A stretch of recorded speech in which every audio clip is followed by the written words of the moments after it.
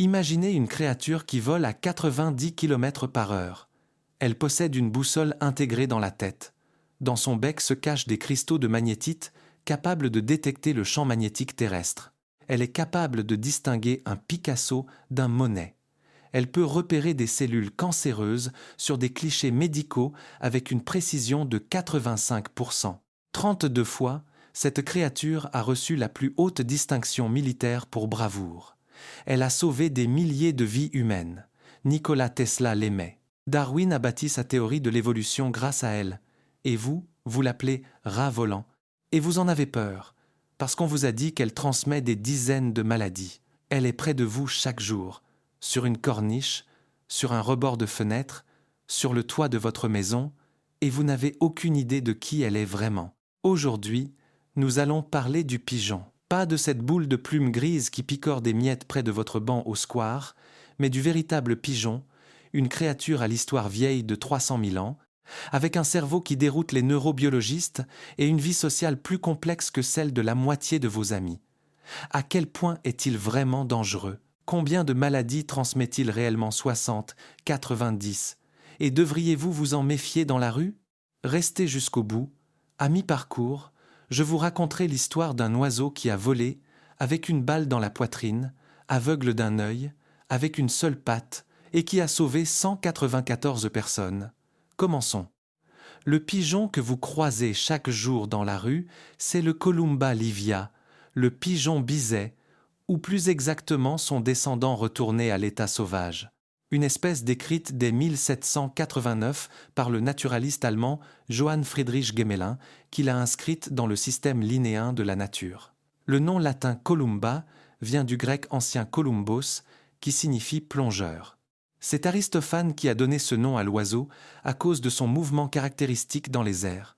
Le pigeon semble plonger, glisser à travers le ciel. Les pigeons bisets sauvages sont originaires d'Europe du Sud, d'Afrique du Nord et d'Asie occidentale. Leur habitat naturel, falaises rocheuses, corniches côtières, gorges caillouteuses. Retenez bien cela, falaises et rochers. Maintenant, regardez une ville. Murs de béton, corniches, rebords de fenêtres, ponts. Pour le pigeon, aucune différence. Votre immeuble, c'est sa falaise. C'est précisément pour cela qu'il est là. Des fossiles de pigeons retrouvés sur le territoire d'Israël le confirment. Cette espèce existe depuis au moins 300 000 ans. À titre de comparaison, Homo sapiens, sous sa forme actuelle, est apparu à peu près à la même époque. Nous sommes contemporains. Sauf que le pigeon, lui, a très peu changé en 300 000 ans. Nous, en revanche, avons eu le temps de bâtir des civilisations, d'inventer Internet et de commencer à nous plaindre d'oiseaux qui vivaient ici bien avant nous. Aujourd'hui, on estime la population mondiale de pigeons sauvages et retournés à l'état sauvage à 120 millions d'individus. Prends 120 millions, c'est plus que la population cumulée de l'Allemagne et de la France. Rien qu'en Europe, on en compte entre 17 et 28 millions. Le pigeon a colonisé tous les continents, sauf l'Antarctique. On le trouve à Tokyo comme à Nairobi, à New York comme à Istanbul, à Kiev comme à Buenos Aires, et bien sûr à Paris, où les pigeons de la place Saint-Michel ou du jardin du Luxembourg font partie du paysage quotidien autant que la tour Eiffel. C'est l'une des espèces d'oiseaux les plus prospères de la planète. Un pigeon urbain moyen pèse entre 340 et 360 grammes, à peu près l'équivalent de 2 plaquettes de beurre. Sa longueur varie de 20 à 36 cm, son envergure peut atteindre 70 cm. Dans la nature, il vit de 3 à 5 ans, en captivité jusqu'à 15 ans. On a même relevé des cas de pigeons ayant atteint 20 ans. Le pigeon biset sauvage est gris uniforme, avec 2 bandes noires sur chaque aile et un éclat métallique sur le cou vert, violet, rosé. Cette irisation naît de la réfraction de la lumière dans la microstructure des plumes, un effet que les joailliers copient depuis des siècles. Mâles et femelles se ressemblent presque à l'identique. Le dimorphisme sexuel est peu marqué chez le pigeon. Les mâles ont un reflet irisé légèrement plus vif, mais sans expérience. Impossible de les distinguer des femelles. Et voici un fait qui, chaque fois, me laisse personnellement bouche bée. À partir d'une seule espèce, le seul et unique Columba livia, l'homme a créé environ 1000 races de pigeons domestiques. 1000 races, du minuscule Tumbler à bec court pesant 170 grammes jusqu'au géant de Valence pesant 2-3 kilos. C'est comme si, à partir d'une seule race de chien, on avait obtenu à la fois le chihuahua et le dog allemand. Sauf qu'avec les chiens, c'est exactement ce que nous avons fait simplement, avec les pigeons, cela s'est produit bien avant.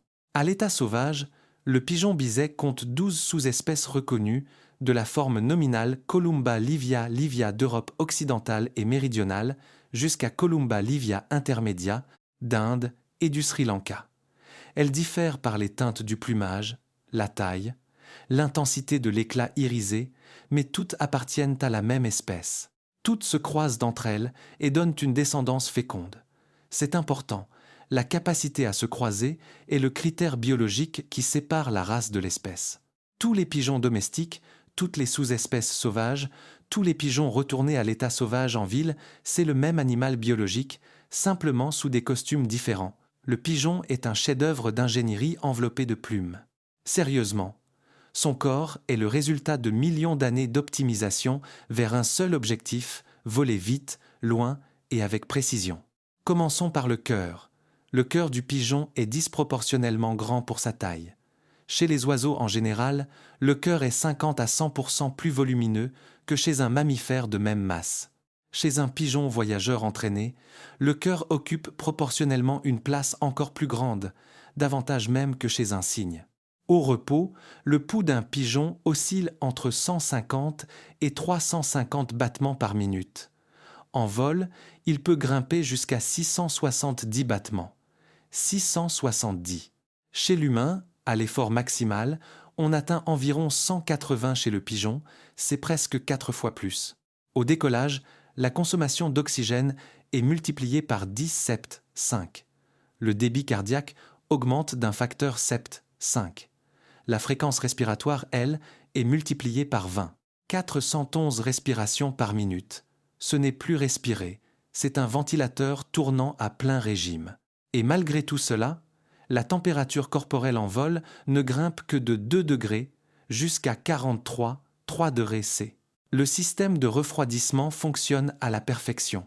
Les sacs aériens constituent une structure pulmonaire unique.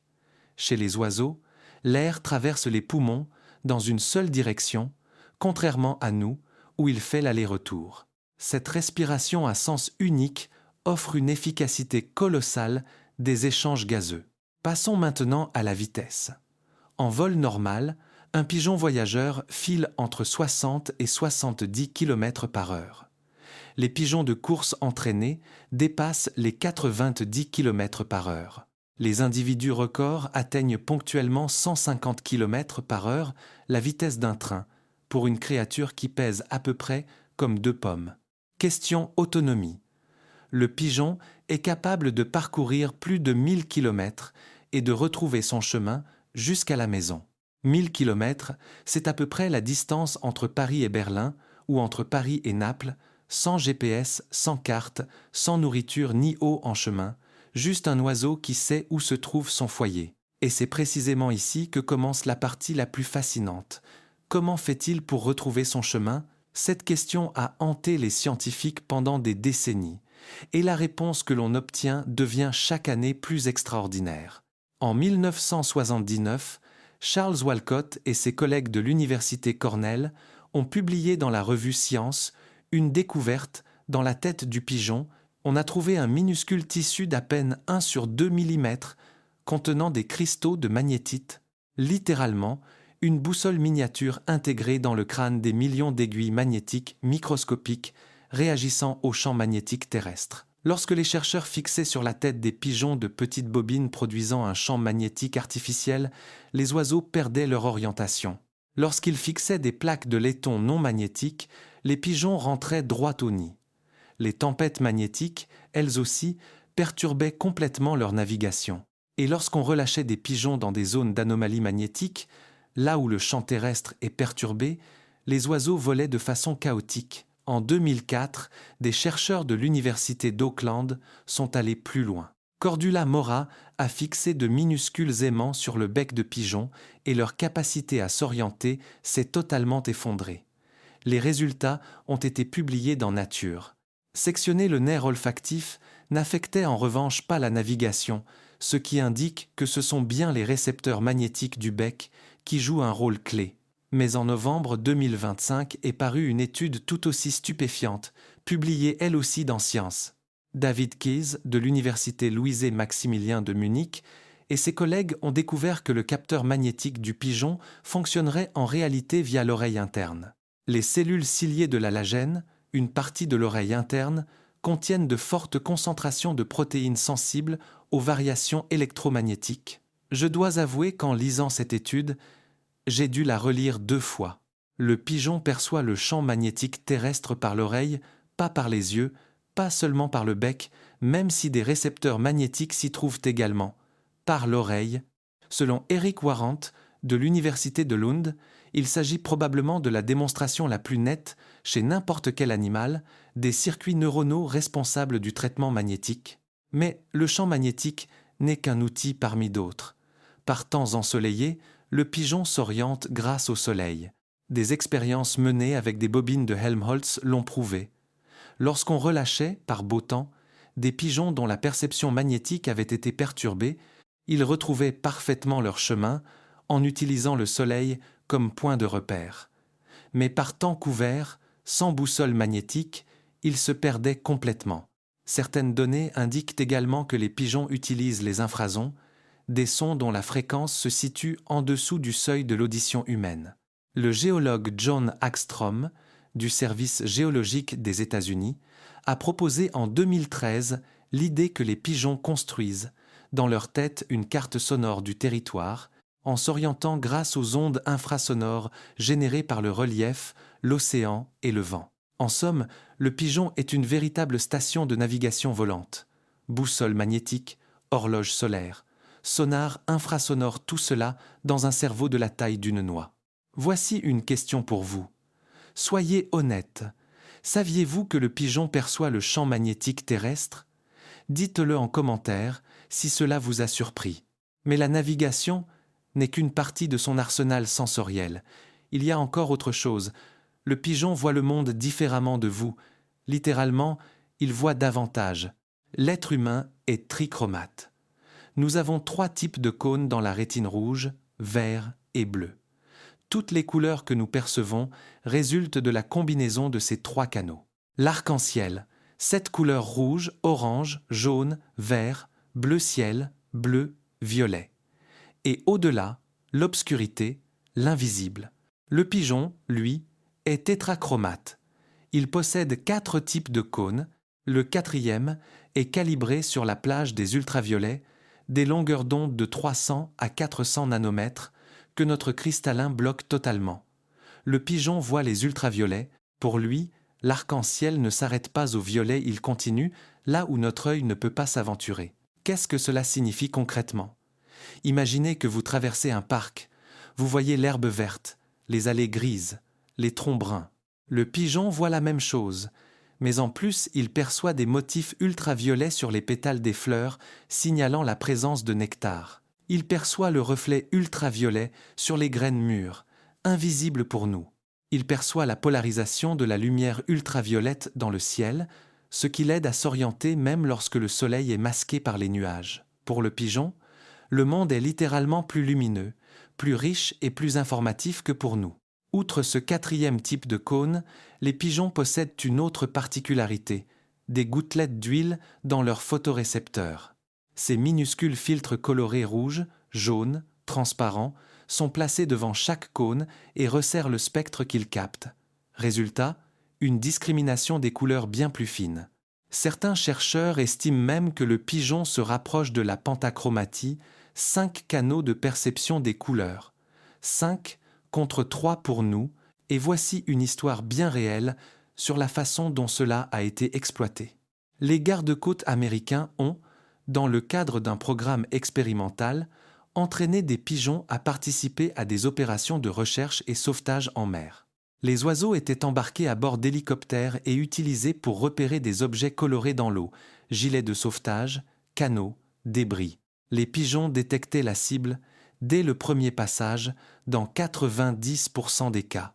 L'équipage de l'hélicoptère, lui, dans 38% des cas. Les pigeons retrouvaient des personnes 2,5 fois plus souvent que les humains, 90% contre 38%. Ce fut, pour moi, l'une des découvertes les plus stupéfiantes de cette histoire.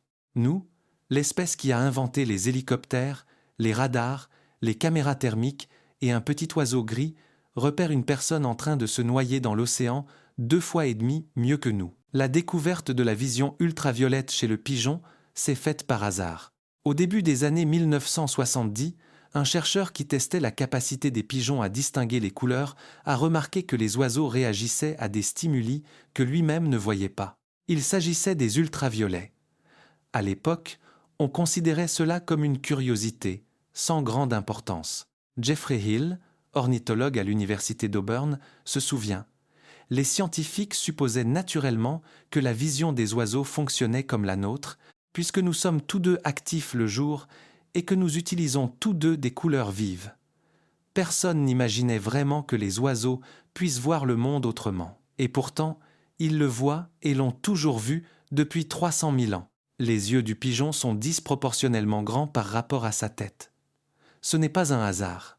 Un œil plus grand signifie une rétine plus grande, donc plus de photorécepteurs, donc plus de détails.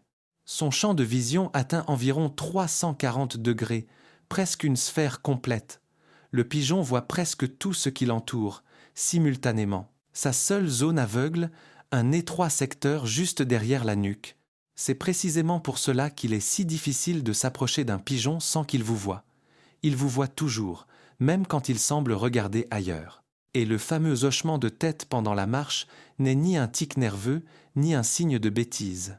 C'est une stabilisation d'image. Le pigeon immobilise sa tête dans l'espace pendant une fraction de seconde, pendant que son corps avance, puis déplace rapidement sa tête vers une nouvelle position. C'est exactement le principe de la stabilisation optique de l'appareil photo de votre smartphone. Sauf que le pigeon a inventé cela des millions d'années avant Apple. Parler des pigeons sans évoquer leur intelligence, ce serait comme parler d'une Lamborghini sans mentionner le moteur. Commençons par le plus important.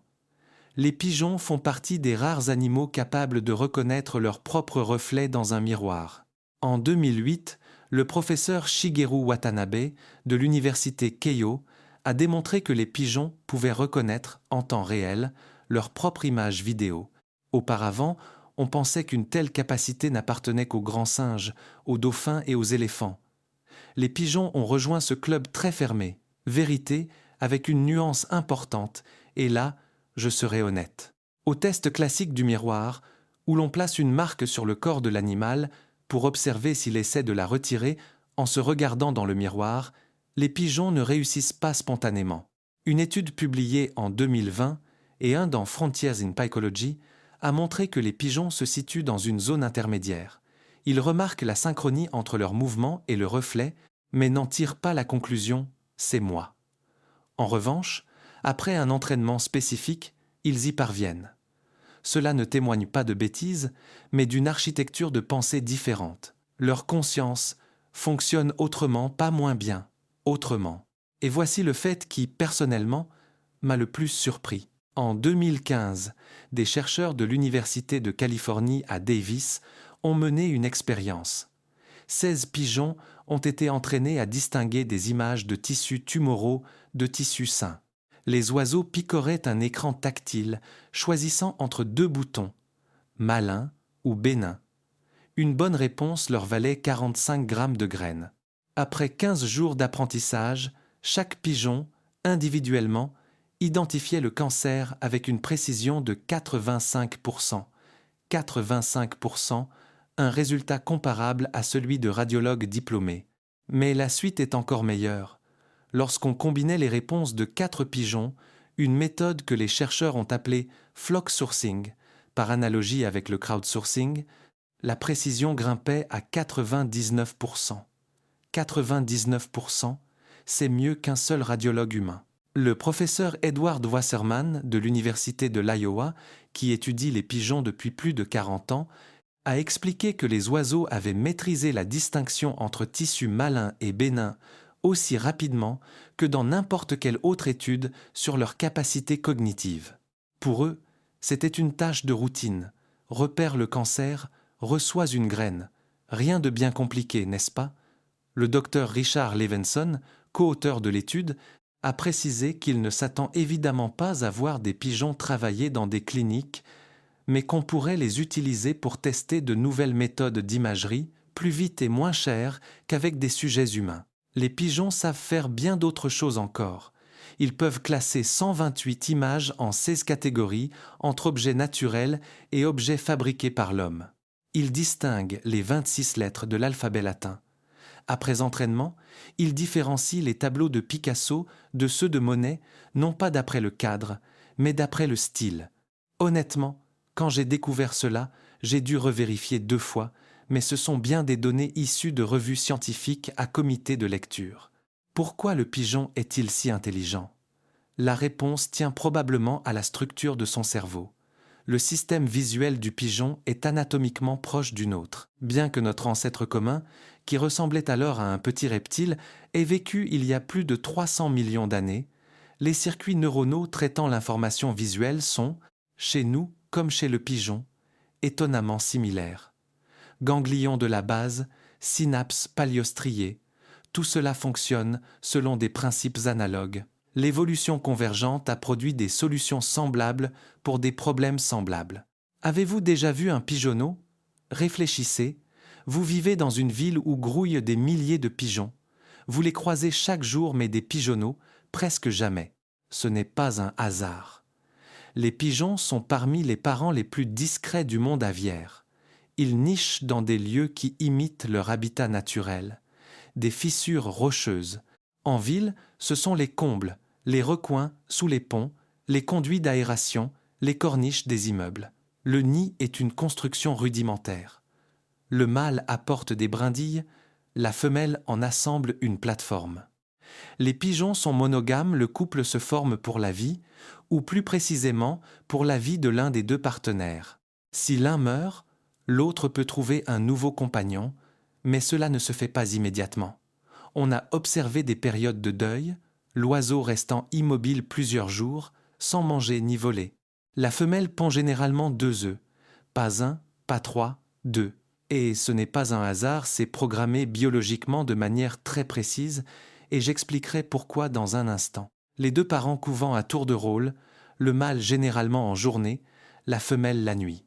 L'incubation dure de 17 à 19 jours, et 2 jours avant l'éclosion, un processus s'enclenche chez les 2 parents, un phénomène quasiment unique dans le monde des oiseaux. Les pigeons produisent du lait, pas une métaphore, pas un simple liquide nourrissant qu'on appellerait lait, par convention, une substance bien réelle, sécrétée par une poche spéciale du jabot dans l'œsophage, et dont la composition surpasse même celle du lait de vache.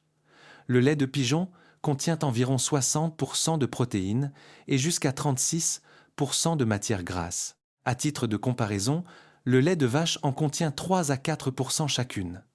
Le lait de pigeon, c'est un concentré, un shake protéiné produit naturellement. Et voici ce qui est stupéfiant. Ce lait est produit par les 2 parents, aussi bien le mâle que la femelle. Chez les mammifères, seule la mère produit du lait. Chez les pigeons, les 2. L'hormone qui déclenche la lactation, la prolactine, est la même que chez l'humain. Encore une évolution convergente, la nature a trouvé 2 fois la même solution pour des organismes complètement différents. En dehors des pigeons et des tourterelles, seuls les flamants roses et les manchots empereurs mâles produisent un lait comparable. 3 groupes d'oiseaux sur toute la planète, voilà toute la compagnie. Je me souviens qu'en lisant cela pour la première fois, j'ai pensé à une erreur de traduction. J'ai vérifié dans des sources anglophones. J'ai trouvé une étude de l'université Deakin, en Australie. La docteure Megan Cowlishaw et ses collègues ont découvert que le lait de pigeon contient des antioxydants, des anticorps et des facteurs renforçant le système immunitaire des petits comme le lait maternel chez l'humain. Le parallèle est si précis que cela en devient troublant. Les petits, appelés squabs, se nourrissent exclusivement de ce lait pendant les 5 à 6 premiers jours. Ensuite, les parents commencent à y mélanger des graines ramollies. Après 2 semaines, la production de lait cesse et les petits passent à une alimentation solide. Des études ont montré qu'un couple de pigeons produit du lait exactement pour 2 petits nids, 1 ni 3. 2. Si un seul survit, il reçoit une double portion et grandit beaucoup plus vite.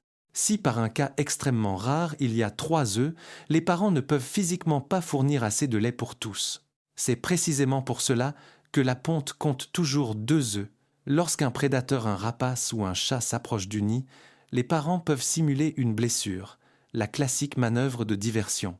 L'un des adultes se laisse tomber au sol, une aile traînante, et attire le prédateur loin du nid, au péril de sa propre vie pour ses petits.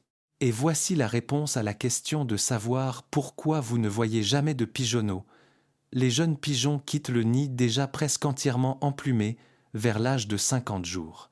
À ce stade, ils sont pratiquement impossibles à distinguer des adultes. Vous en croisez tous les jours, vous ne savez simplement pas qu'il s'agit d'adolescents. Les pigeons peuvent se reproduire jusqu'à 5 fois par an, à 2 œufs par couvée. Les jeunes sont prêts à se reproduire dès l'âge de 6 mois. Voilà pourquoi ils sont si nombreux en ville.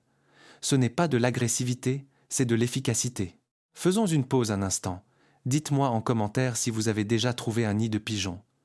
Où était-ce sur un balcon, dans des combles, sous un pont? La domestication du pigeon est l'une des plus anciennes de l'histoire humaine. Dans la région du Croissant, fertile l'actuelle Syrie, l'Irak, la Turquie, les pigeons auraient commencé à être apprivoisés dès le 8e millénaire avant notre ère, il y a 10 000 ans. À titre de comparaison, le cheval a été domestiqué il y a environ 6 000 ans, le chat il y a environ 10 000 ans. Le pigeon appartient à la même catégorie que le chien et le chat, l'un des tout premiers compagnons de l'homme. Les Égyptiens utilisaient des pigeons pour annoncer les crues du Nil, une information vitale pour l'agriculture. On trouve des mentions de postes par pigeon dès le règne du pharaon Djoser, au XXe siècle avant notre ère.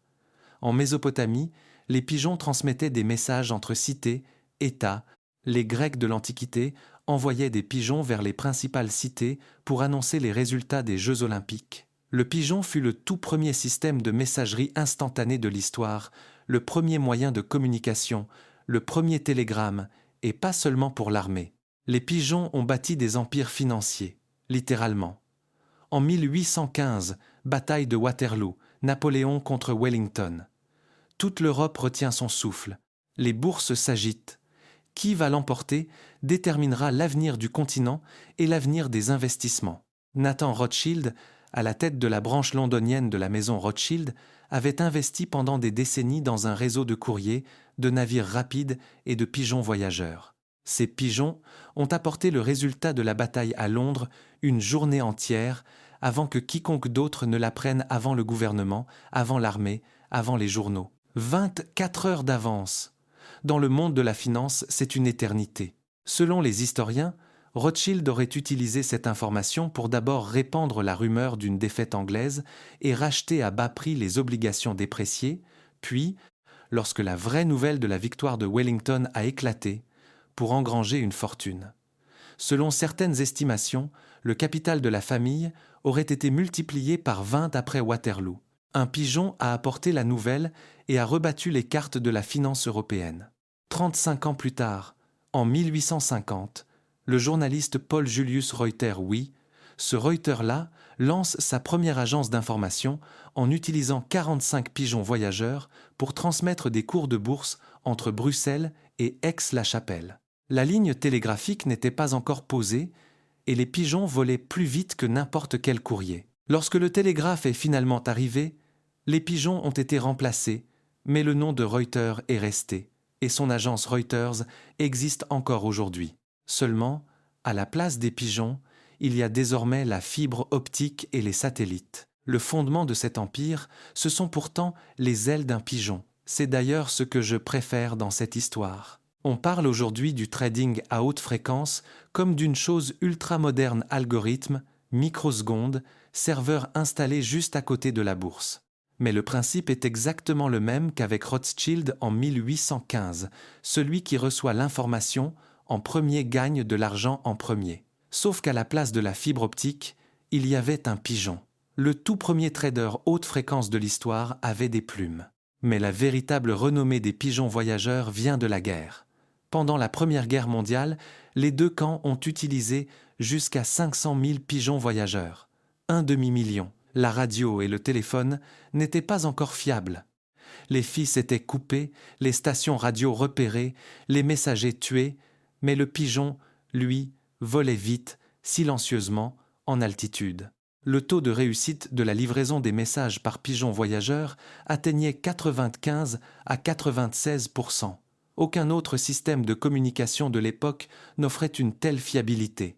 Et voici l'histoire que je vous ai promise au début de la vidéo, octobre 1918, la forêt d'Argonne, en France. L'offensive Meuse-Argonne, la plus grande opération de l'armée américaine durant la Première Guerre mondiale. 554 soldats de la 77e division d'infanterie, sous le commandement du major Charles Whittlesey, s'étaient trop avancés. Encerclés dans la poche de Charlevaux par les troupes allemandes, sans nourriture, sans eau, sans communication, on les surnomma le bataillon perdu.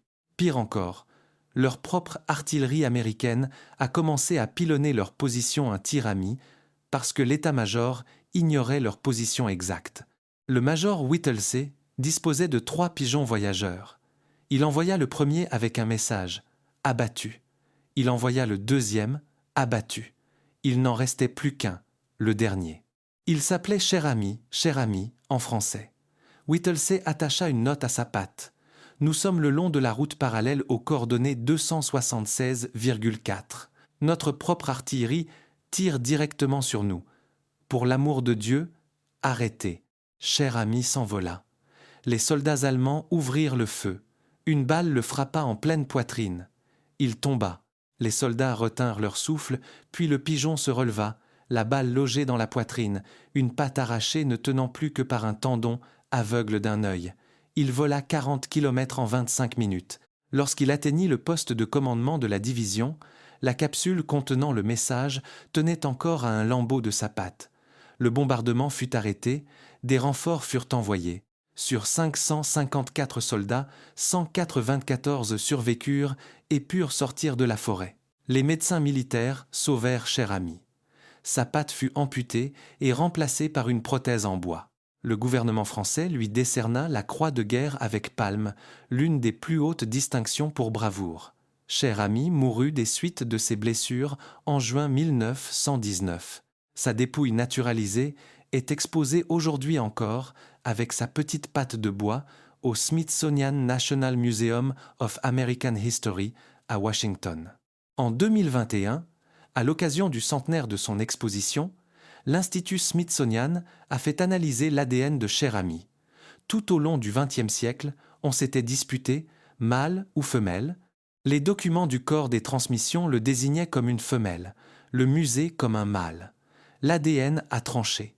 Cher ami était bien un mâle. Honnêtement, la première fois que j'ai lu cette histoire dans son intégralité, avec la balle, la patte arrachée, les 25 minutes de vol, j'ai eu la gorge nouée. Ce n'est pas une métaphore, c'est une sensation physique, parce qu'il y a dans ce récit quelque chose d'impossible, la manière dont ce petit oiseau a continué à voler alors que toutes les raisons de s'arrêter étaient réunies. Le général John Pershing, commandant du corps expéditionnaire américain, veilla personnellement à ce que cher ami rentre sain et sauf aux États-Unis. L'oiseau devint célèbre. Les journaux parlèrent de lui. On le photographia. L'Association américaine des pigeons de course lui remit une médaille d'or. C'est un détail minime, mais il en dit long. Les gens tenaient à récompenser cet oiseau, non pas symboliquement, mais réellement, avec une cérémonie, une médaille, un respect que l'on réserve d'ordinaire aux êtres humains. Mais cher ami n'est pas l'unique héros de cette guerre. Il y eut aussi Mocker, un pigeon roux tacheté, qui livra 33 messages tout au long de la Première Guerre mondiale. Le 12 septembre 1918, pendant l'offensive de Beaumont, un éclat d'obus lui arracha un œil. Sa tête ruisselait de sang, et il continua pourtant de voler. Il livra un message contenant les coordonnées de batteries allemandes lourdes. L'artillerie américaine réduisit ses pièces au silence en 20 minutes. Même après avoir perdu un œil, Mocker continua ses missions après sa guérison. Il mourut en juin 1937, le dernier des pigeons héros de la Première Guerre mondiale. Sa dépouille naturalisée est exposée au musée de Fort Monmouth. Au cours des 2 guerres mondiales, les pigeons ont sauvé des milliers de vies, pas des centaines. Des milliers avec un taux de réussite dans la transmission des messages de 95 à 96%. Sur 100 pigeons envoyés, 95 à 96 rentraient au colombier. Les autres périssaient sous les balles, sous les serres des rapaces ou à cause des intempéries. Un pigeon sur 20 payait le message de sa vie. Et malgré cela, il restait le système de communication le plus fiable sur le champ de bataille. Cher ami n'est d'ailleurs pas seul. Durant la Seconde Guerre mondiale, la médaille Deakin, la plus haute distinction militaire pour animaux, l'équivalent de la croix de Victoria, fut remise à 32 pigeons. Plus qu'aux chiens, plus qu'aux chevaux. Un pigeon nommé Commando effectua plus de 90 vols au-dessus de la France occupée, transmettant des renseignements. Le pigeon Gustave fut le premier à apporter au Royaume-Uni la nouvelle du débarquement en Normandie, le jour J, en parcourant 150 milles en 5 heures, contre un vent de 30 milles à l'heure. Le pigeon G.I. Joe, en octobre 1943 en Italie, sauva plus de 1000 vies. Les troupes britanniques venaient de prendre le village de Calvi Vecchia, mais l'aviation alliée l'ignorait et s'apprêtait à le bombarder. Les communications radio étaient hors service. G.I. Joe parcourut 20 miles en 20 minutes et atteignit la base aérienne alors que les bombardiers s'apprêtaient déjà à décoller de la piste. Au plus fort de la guerre, l'armée américaine entretenait 54 000 pigeons voyageurs. Plus de 150 officiers et 3 000 soldats du rang assuraient le service colombophile. Des colombophiles amateurs américains firent don, volontairement et gratuitement, de 40 000 pigeons de course à l'armée. De leur côté, les Allemands entraînaient des faucons pour intercepter les pigeons voyageurs, signe qu'ils prenaient cette menace très au sérieux. Le service de la poste par pigeon de l'armée américaine ne fut officiellement dissous qu'en 1957. Pas en 1918, pas en 1945, en 1957, 12 ans après la fin de la Seconde Guerre mondiale, parce que rien ne pouvait vraiment remplacer la fiabilité du pigeon. Il existe une autre histoire qui montre à quel point les hommes dépendaient des pigeons. En 1870, pendant la guerre franco-prussienne, Paris est assiégée, la ville entièrement encerclée par les troupes prussiennes. Aucun courrier ne peut quitter la capitale par les voies habituelles. Et les Parisiens trouvèrent une solution, la poste par pigeon. Les oiseaux étaient acheminés hors de la ville en ballon, car un pigeon ne s'est volé que vers son colombier, jamais depuis lui. Les ballons s'élevaient au-dessus des lignes de siège, portés par le vent au-delà des positions ennemies. Et c'est là qu'on relâchait les pigeons, chargés de messages. Ils revolaient ensuite vers Paris. L'ampleur de l'opération est stupéfiante. Durant le siège, 67 ballons décollèrent de la ville, emportant 302 pigeons. Les oiseaux ne transportaient pas seulement de simples notes, les Français mirent au point la microphotographie, réduisant à une taille microscopique des pages entières de texte contenant des milliers de lettres privées. Un seul pigeon pouvait transporter des clichés contenant 40 000 messages. 40 000 messages, pour un poids d'à peine 1 gramme, attachés à la patte d'un oiseau jusqu'à la ville assiégée. C'était, en substance, le tout premier système de compression de données de l'histoire, un microfilm, sur une patte de pigeon, envoyé 1 million d'octets d'informations via un courrier aérien pesant 350 grammes. Un ingénieur de la Silicon Valley qui apprendrait cela devrait tirer son chapeau. Sans le pigeon, il n'y aurait pas eu de théorie de l'évolution. Ce n'est pas une exagération. Charles Darwin a commencé à élever des pigeons en 1856, 3 ans avant la publication de L'origine des espèces. Il devint un colombophile aussi passionné que n'importe quel ouvrier des faubourgs londoniens. L'élevage de pigeons d'ornement était un loisir à la mode dans l'Angleterre victorienne, et Darwin s'y est investi corps et âme. Pourquoi ? Parce que les pigeons lui offraient ce qu'aucune autre espèce ne pouvait lui donner, une preuve visible, incontestable, que la sélection engendre la diversité. Voici son raisonnement. On dénombrait, à son époque, environ 150 races de pigeons domestiques connues. Aujourd'hui, on en compte près de 1000. Elles sont fantastiquement variées. Il existe des pigeons à la queue en éventail comme celle d'un paon, d'autres avec un jabot de la taille d'une balle de tennis, d'autres encore aux pattes emplumées, ressemblant à des pantalons, certains au bec court, d'autres au bec long, certains minuscules, d'autres immenses, et tous, absolument tous, descendent d'une seule et même espèce, Columba livia, le pigeon biset sauvage. Darwin l'a démontré par des croisements. Si l'on croise entre elles différentes races pendant plusieurs générations, la descendance revient progressivement au type d'origine, le pigeon gris avec 2 bandes sur les ailes. Une régression vers l'ancêtre sauvage. La nature se souvient de l'original, quelles que soient nos expériences, elle peut toujours appuyer sur le bouton « Réinitialiser ». L'ampleur des différences est stupéfiante même aujourd'hui. Selon les données de Darwin lui-même, l'ancêtre, le pigeon biset sauvage, pèse environ 414 grammes. La plus petite race, le tembleur à bec court, entre 170 et 200 grammes. La plus grande, le géant de Valence, 286 kg. Un rapport de 1 à 13 à partir du même matériel génétique, uniquement grâce à la sélection. Darwin regardait cela et ne voyait pas de simples pigeons. Il y voyait la preuve que la nature est capable de transformer les formes de vie à l'infini, dès lors qu'une pression de sélection s'exerce sur elle artificielle, de la main de l'homme, ou naturelle, sous l'effet de l'environnement. Darwin a dessiné le tout premier arbre évolutif jamais tracé pour un groupe animal réel, et c'était un arbre de race de pigeons. Pas de pinsons, de pigeons. Les célèbres pinsons des Galapagos ne sont devenus célèbres que plus tard, lorsque Persilo a introduit l'expression « pinson de Darwin » en 1936, popularisée ensuite par David Lack en 1947. Mais Darwin a passé bien plus d'années avec les pigeons qu'avec les pinsons, et il en a appris bien davantage à leur contact. Les pigeons apparaissent dans 4 ouvrages majeurs de Darwin. L'origine des espèces 1859, La variation des animaux et des plantes à l'état domestique 1868, La filiation de l'homme 1871 et L'expression des émotions chez l'homme et les animaux 1872. 4 livres. Aucun autre animal n'a bénéficié d'une telle attention de la part du fondateur de la biologie évolutive. Voici maintenant une toute autre histoire. Nikola Tesla, ingénieur de génie, inventeur du courant alternatif, l'homme qui a illuminé le monde.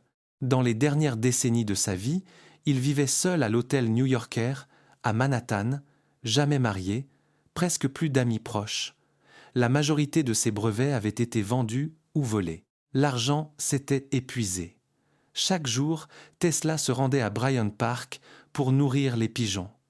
Pendant des heures, il ramassait les oiseaux blessés, les ramenait dans sa chambre, les soignait. Les fenêtres de sa chambre restaient toujours ouvertes pour que les oiseaux puissent entrer. Les femmes de ménage étaient horrifiées par le désordre, la direction de l'hôtel, désespérée. Et il y avait une pigeonne, blanche, avec des extrémités d'ailes grises. Tesla en parla à son biographe, John O'Neill. Voici ces mots. « Je nourrissais les pigeons, des milliers de pigeons, pendant des années. Mais il y en avait une, un bel oiseau, blanc pur, avec des extrémités d'ailes grises. Elle était différente, c'était une femelle. Je l'aurais reconnue n'importe où que je sois, elle me trouvait. Quand je voulais la voir, il me suffisait de le désirer et de l'appeler, et elle arrivait en volant. Elle me comprenait, et je la comprenais. J'ai aimé cette colombe comme un homme aime une femme, et elle m'aimait. En 1922, la colombe blanche vint dans sa chambre pour la dernière fois. Tesla raconta « Je savais qu'elle voulait me dire quelque chose d'important. Elle voulait me dire qu'elle allait mourir. Et lorsque j'ai reçu ce message, une lumière est sortie de ses yeux, des rayons puissants, aveuglants, une lumière plus éclatante que tout ce que j'avais jamais créé avec les lampes les plus puissantes de mon laboratoire.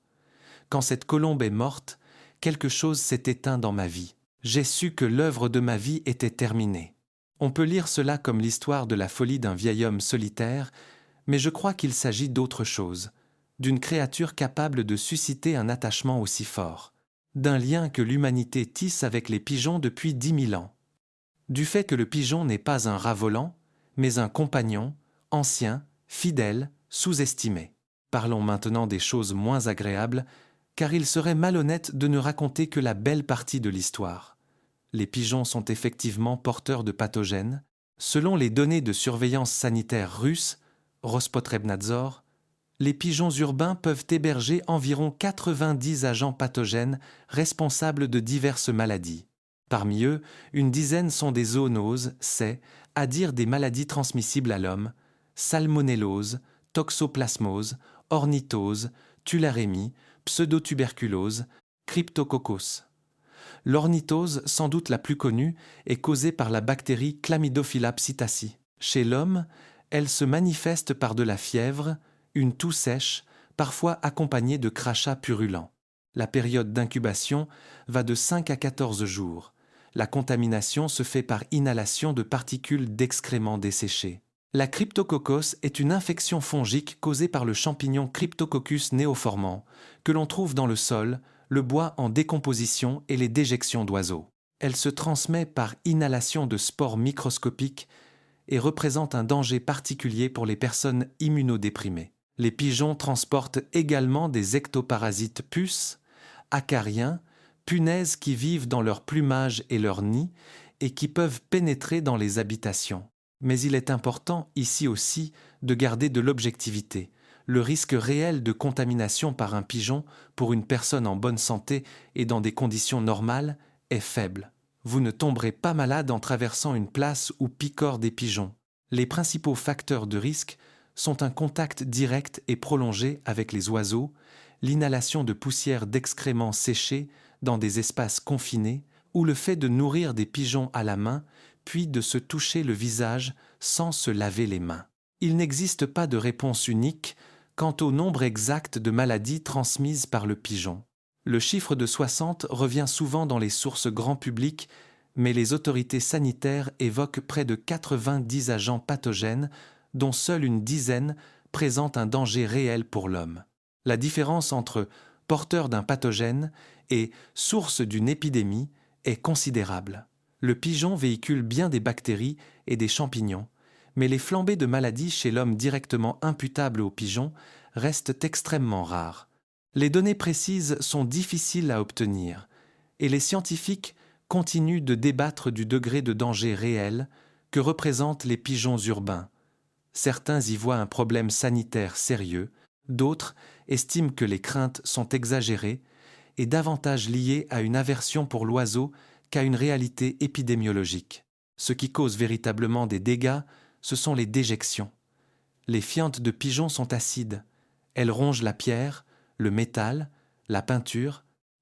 Aux États-Unis, les pertes annuelles liées aux dommages causés par les fientes de pigeons sont estimées à plusieurs millions de dollars entre dégradation des bâtiments, des monuments, des véhicules et coûts sanitaires pour les employés chargés de nettoyer les zones contaminées. Aux îles Galapagos, les pigeons font l'objet d'une éradication officielle. La Fondation Charles Darwin et le Parc national des Galapagos ont lancé un programme d'éradication en 2000, pour la raison suivante. Les pigeons entrent en concurrence avec les espèces endémiques locales pour l'habitat et peuvent leur transmettre des maladies, dont la trichomonose. Voilà le paradoxe. L'oiseau qui a aidé Darwin à bâtir sa théorie de l'évolution est aujourd'hui exterminé sur les îles qui portent son nom. Une ironie qui laisse un goût amer. Dites-le franchement, nourrissez-vous les pigeons dans la rue? Dites en commentaire si vous considérez que c'est sans danger. Revenons à la question posée au départ, héros ou rat volant? Ni l'un, ni l'autre, et les deux à la fois. Le pigeon est une créature qui vit aux côtés de l'homme depuis 10 000 ans. Il n'a pas choisi la ville, c'est nous qui l'y avons amené, c'est nous qui l'avons domestiqué. Nous avons créé un millier de races. Nous l'avons utilisé pour la poste, pour la guerre, pour l'alimentation, pour l'esthétique. Puis nous l'avons relâché, ou plutôt abandonné. Les pigeons retournés à l'état sauvage sont les descendants d'oiseaux domestiques échappés. Ils ne sont pas sauvages, ce sont d'anciens animaux domestiques. Le pigeon sur votre rebord de fenêtre est le lointain descendant d'un oiseau que quelqu'un autrefois a aimé, nourri, élevé. Nous les avons créés, puis nous avons commencé à les détester pour avoir survécu, pour s'être révélés trop résistants, trop adaptables, trop efficaces. Au fond, nous reprochons aux pigeons les mêmes qualités que nous admirons chez d'autres espèces. Intelligents? Oui. Prolifiques? Oui. Capables de survivre dans n'importe quelle condition? Oui.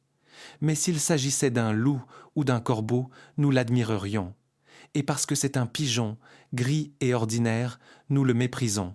Il est frappant de constater qu'aucune culture ancienne n'a jamais assimilé le pigeon à un rat. En Mésopotamie, il symbolisait la déesse Ishtar, l'amour et la pureté morale. Dans le christianisme, il représente le Saint-Esprit. Dans l'islam, une tradition raconte qu'un pigeon protégea le prophète.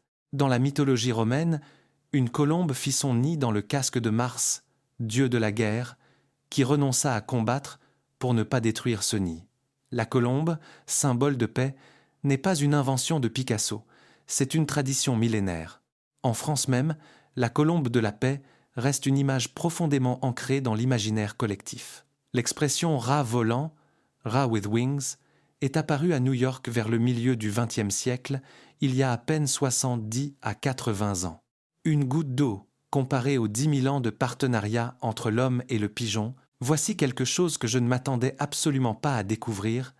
Les pigeons ont une politique, pas au sens figuré, une véritable hiérarchie du pouvoir au sein du groupe, que les scientifiques étudient à l'aide de balises GPS et de modèles mathématiques.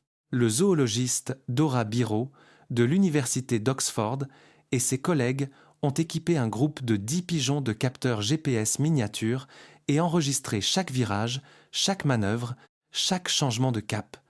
Les résultats ont été publiés dans les Proceedings of the National Academy of Sciences. Il s'est avéré qu'il existe, au sein d'un groupe de pigeons, une hiérarchie de leadership très nette. Ni chaos, ni démocratie. Une hiérarchie. 1 ou 2 pigeons décident de la direction. Les autres suivent avec un décalage d'à peine une fraction de seconde. Le retard entre le leader et le dernier suiveur est inférieur à une seconde. Voilà l'explication de ces fameux virages synchronisés lorsqu'un groupe de pigeons change de direction en un éclair, comme s'il s'agissait d'un seul organisme. Ce n'est pas de la télépathie, c'est une chaîne de réactions hiérarchiques, si rapide qu'elle paraît simultanée à l'œil humain. Et voici ce qui est stupéfiant. Le leadership au sein du groupe n'est déterminé ni par l'agressivité, ni par la taille, ni par l'âge, mais par la vitesse. Une étude publiée dans la revue Current Biology en 2015 a montré que les pigeons qui volent plus vite lors de vols en solitaire ont davantage de chances de devenir les leaders du groupe. Le plus rapide se place en tête, les autres s'ajustent. Fait notable, la dominance sociale qui picore qui près de la mangeoire, qui mange en premier, ne présente aucune corrélation avec le leadership en vol. Le pigeon le plus important au sol peut être le dernier dans la hiérarchie du vol. 2 classements distincts, 2 leaders différents, comme si, dans une entreprise, le PDG et le principal stratège étaient 2 personnes distinctes. L'un dirige au bureau, l'autre lors des déplacements sur le terrain. Un autre fait qui m'a fasciné, les pigeons qui volent souvent ensemble forment des unités comportementales, des paires durables agissant comme un seul organisme au sein d'un groupe plus large. Une étude publiée en 2013 dans le Journal of Experimental Biology a montré que 2 oiseaux ayant une expérience partagée de vol en commun commencent à prendre des décisions concordantes, à voler plus près l'un de l'autre et à résister ensemble aux décisions du reste du groupe. Ils forment en somme une coalition. Des factions se créent au sein du groupe et malgré tout cela, le groupe, pris dans son ensemble, navigue mieux que n'importe quel pigeon isolé. La navigation collective est plus précise que la navigation individuelle. Le cap moyen du groupe est plus proche de la trajectoire optimale de retour que le cap du meilleur navigateur individuel. La sagesse des foules, mais avec des ailes. Cela a aussi son revers. Plus le groupe est grand, plus la décision met de temps à se former. Une étude publiée dans PLOS ONE a montré que les grands groupes de pigeons tournent plus longtemps au-dessus du point de départ avant de fixer leur cap vers la maison, davantage d'avis, davantage de discussions. Cela vous rappelle quelque chose ? Une réunion dans une grande entreprise prend toujours plus de temps qu'une conversation à 2. Mais il existe une différence essentielle avec les organisations humaines. Les pigeons leaders apprennent plus vite.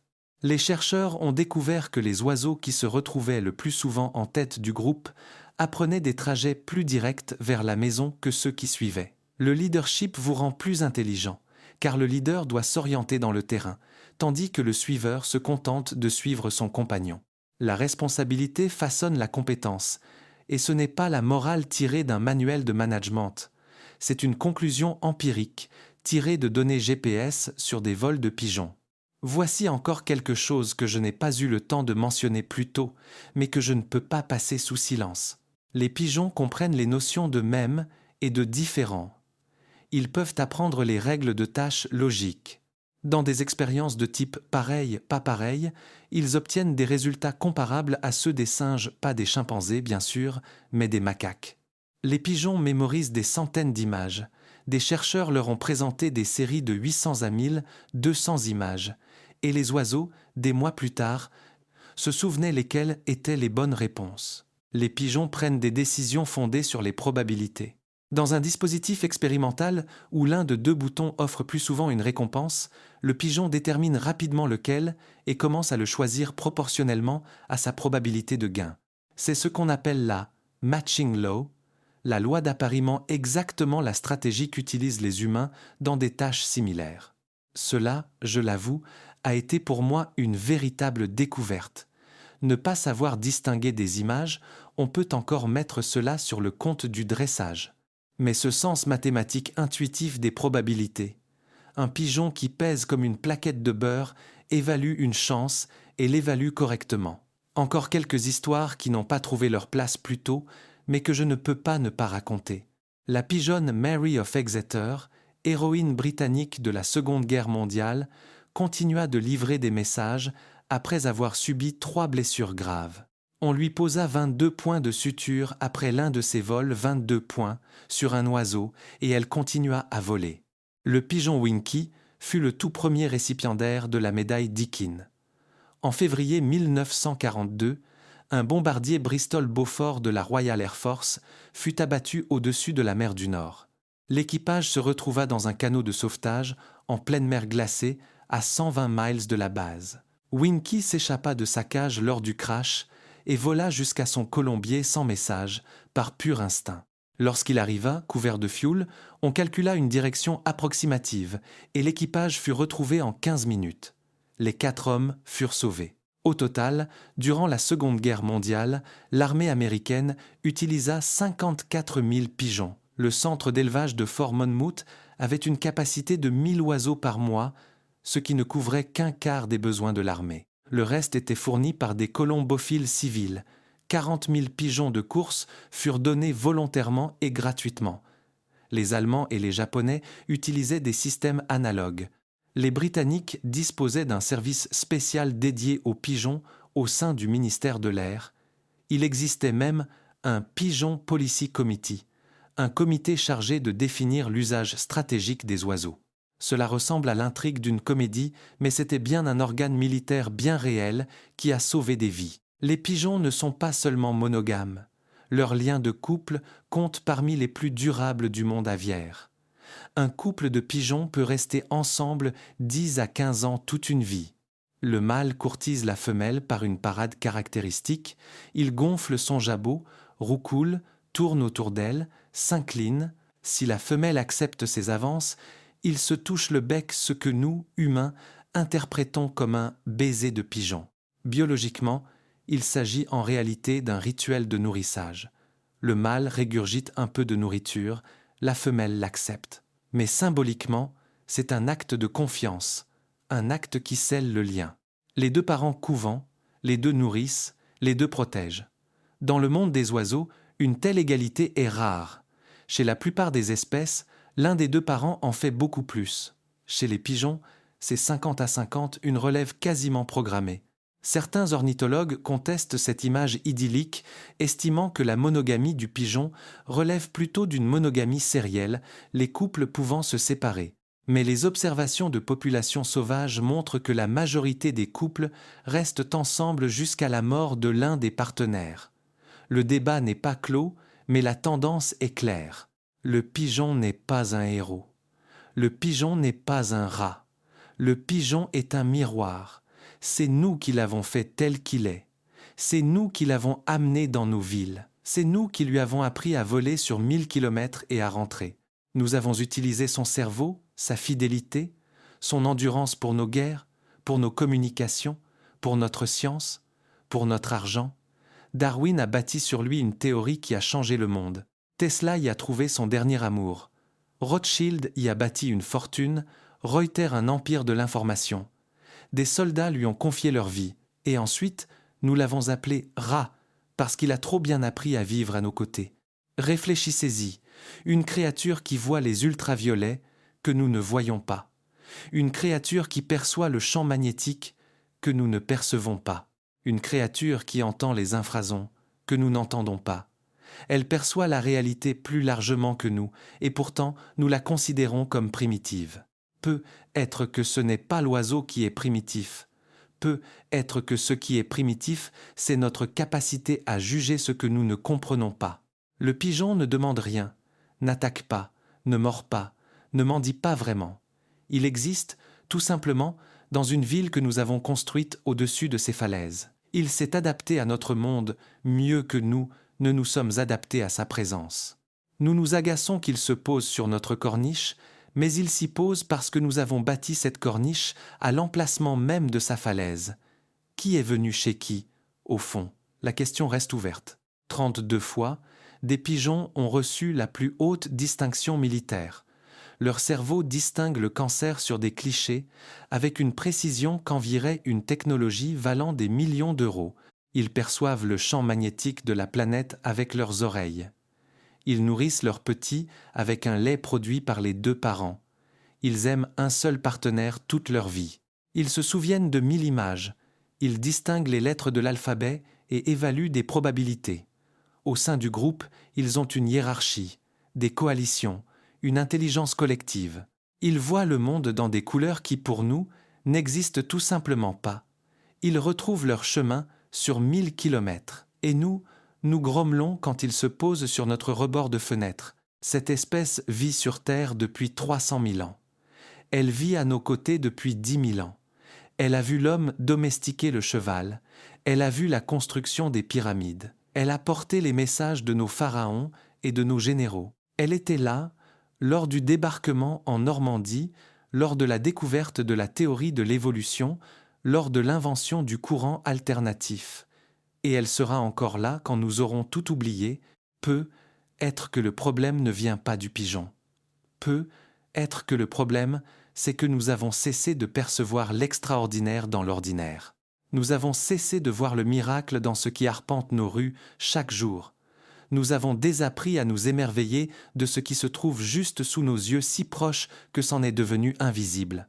Le pigeon est le voisin sauvage le plus proche de nous, celui que nous méritons le moins et le plus patient de tous. Il a attendu 10 000 ans que nous apprenions à le respecter. Il attendra encore. Si ces informations vous ont été utiles, je vous serai reconnaissant de votre soutien. N'hésitez pas à laisser un pouce en l'air et à vous abonner à la chaîne Planète Sauvage. On se retrouve dans la prochaine vidéo qui, à coup sûr, vous surprendra.